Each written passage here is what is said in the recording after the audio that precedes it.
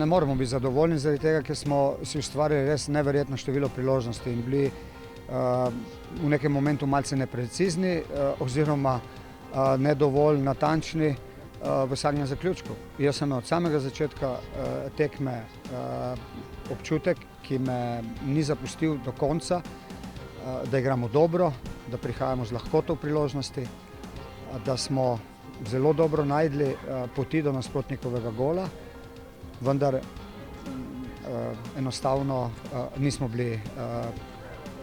imeli te realizacije. Se zgodi taka tekma, pač tisti priložnost, ki si jih priigraš, ne izkoristiš, tako da to se je danes zgodilo. Mislim, da pač tista nesrečna 11-metrovka se je zgodila njim, tako da tudi mi smo imeli dve sporni situaciji, zdaj ne vem, nisem si še gledal posnetkov, ne bi govoril o tem, ampak izgleda je, da smo bili poškodovani, ampak ja, no, če odštejemo sodnike, smo si pa sami krivi, da nismo vsak 3 točk pobral.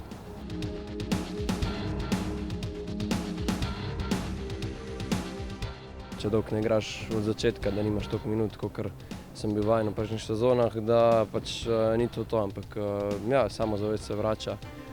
Mislim, da je to pač tisti ključ do tega, da bi bil spet na starem nivoju.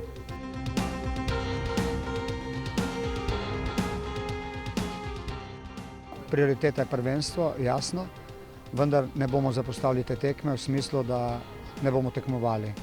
Moštvo bo tekmovalo, nekaj rotacij bo, na nekaj rotacij oziroma na nekaj sprememb smo primorani.